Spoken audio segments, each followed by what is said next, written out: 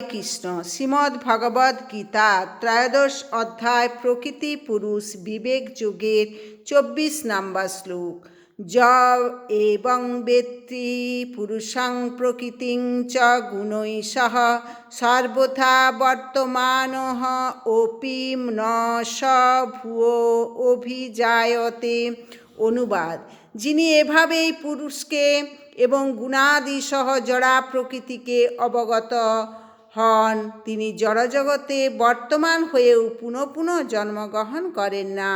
তাৎপর্য: জড়া প্রকৃতি, পরমাত্মা, জীবাত্মা এবং তাদের পরস্পরের সম্পর্ক সম্বন্ধে যথার্থ জ্ঞান লাভ করতে পারলে মুক্তি লাভের যোগ্যতা অর্জন করা যায় এবং এই জগতে পুনরাবর্তিত হওয়ার বাধ্যবাধকতা অতিক্রম করে চিৎ জগতে প্রবেশ করার যোগ্যতা অর্জন করা যায়। এটি হচ্ছে যথার্থ জ্ঞানের পরিণতি।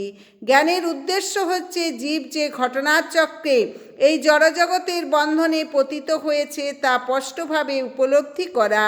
ব্যক্তিগত প্রচেষ্টার প্রভাবে সাধু, গুরু ও বৈষ্ণবের সঙ্গ করার ফলে মানুষ তার স্বরূপ সম্বন্ধে অবগত হতে পারে এবং প্রতিটি মানুষেরই কর্তব্য হচ্ছে পরম পুরুষোত্তম ভগবানের মুখনিসৃত ভগবদ্গীতার যথার্থ তাৎপর্য উপলব্ধি করে ভগবৎ চেতনা বা কৃষ্ণ ভাবনামৃত লাভ করা।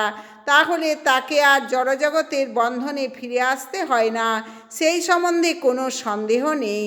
তখন তিনি সচ্চিদানন্দময় জীবন লাভ করবার জন্য চিন্ময় জগতে ফিরে যাবেন। হরে কৃষ্ণ কৃষ্ণ কৃষ্ণ হরে হরে, হরে রাম রাম রাম হরে হরে।